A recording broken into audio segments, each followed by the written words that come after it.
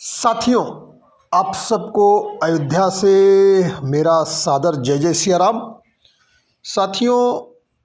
आनंद कंद कौशल चंद मर्यादा पुरुषोत्तम प्रभु श्री राम को जानने समझने और उनके गुणों को आत्मसात करने के लिए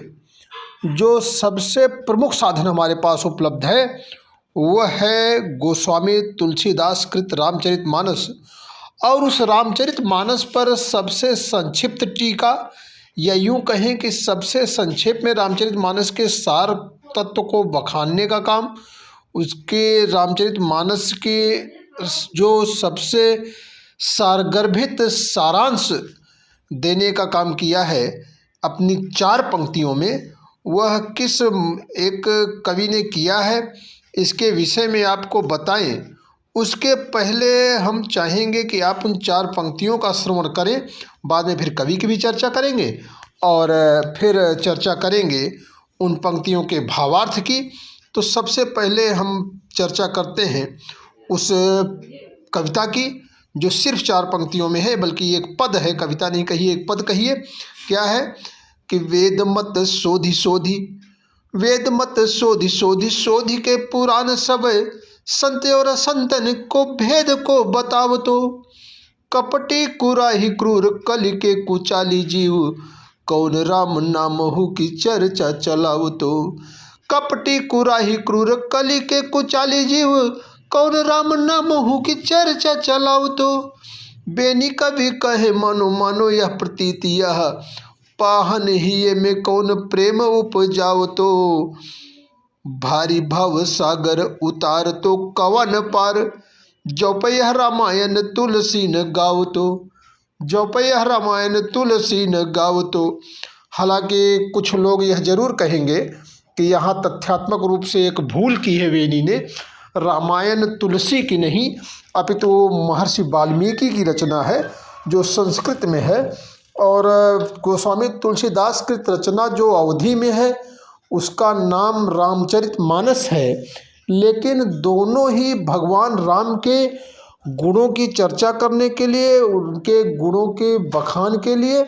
और साथ ही साथ धार्मिक, आध्यात्मिक और साहित्यिक संदेश के लिए रचनाएं की गई हैं। और चूँकि दोनों में प्रभु श्री राम की ही चर्चा है, आनंद कंद कौशल चंद मर्यादा पुरुषोत्तम गणिका गीत हजामिल के तारक, सबरी के उद्धारक, दशरथ नंदन कौशल्या सुत प्रभु श्री राम की जो चर्चा है, जानकी नाथ राम की चर्चा सबसे पहले चूँकि रामायण में हुई, इसलिए इसको भी रामचरितमानस को भी रामायण ही कहते हैं बोलचाल में। बल्कि अवध क्षेत्र में या संपूर्ण देश में जहाँ रामायण पाठ अनवरत किया था उसे अखंड रामायण कहते भी हैं। फिलहाल हम चर्चा करेंगे उस कविता की जिसकी चर्चा करना उद्देश्य है। इसमें कहा गया कि वेद मत शोधि शोधि शोधि के पुराण सब है, यानी जो वेद वेदांग हैं इनके मतों को शोधन करके, इनको अध्ययन करके और इनके सार तत्व को समझ करके और जितने पुराण हैं इन सब की चर्चा करके, इन सब का अध्ययन करके संत और असंतन को भेद को बताओ तो। और इन सब के माध्यम से, इनकी शिक्षाओं के माध्यम से, इनके आख्यानों व्याख्यानों के माध्यम से संतों और असंतों यानी कि अच्छे लोगों और बुरे लोगों के भेद को बताने का काम। कपटी कुराही क्रूर कलि के कुचाली जीव, कौन राम नाम हु की चर्चा चलाओ तो। जो कपटी हैं, कुराही है यानी गलत रास्ते पर है, पथभ्रष्ट लोग हैं, क्रूर लोग हैं, दुष्ट लोग हैं, दयाहीन लोग हैं,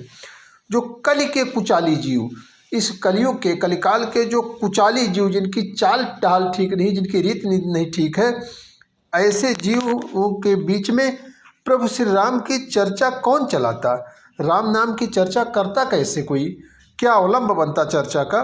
तो वेनी कवि कहें मानो मानो यह प्रतीति या, पाहन हिये में कौन प्रेम उपजाओ तो वेनी कवि कह रहे हैं कि मानिए, इस बात को पक्का मानिए, यह सत्य है, स्वयं सिद्ध है कि पाहन हिये में यानी इन पाषाण हृदयों में, पत्थर जैसे लोगों में, जिनके चित्त में, जिनके विचार में, जिनके व्यवहार में कहीं से भी दया करुणा का भाव और पर दुख सुनने सहने का भाव नहीं है, ऐसे लोगों में प्रेम कौन पैदा करता। तो फिर इस ऐसे में कवि बेनी कह रहे हैं कि भारी भवसागर उतार तो कवन पार, जौपै यह रामायण तुलसी न गाओ। तो इस भारी भवसागर से, जो भवसागर चाहे इसको हम धार्मिक आध्यात्मिक रूप में ले लें या फिर अपने निजी भौतिक जीवन में ले लें, कि इस सब से पार उतरने का क्या साधन बनता अगर इस रामायण की चर्चा, इस रामायण की रचना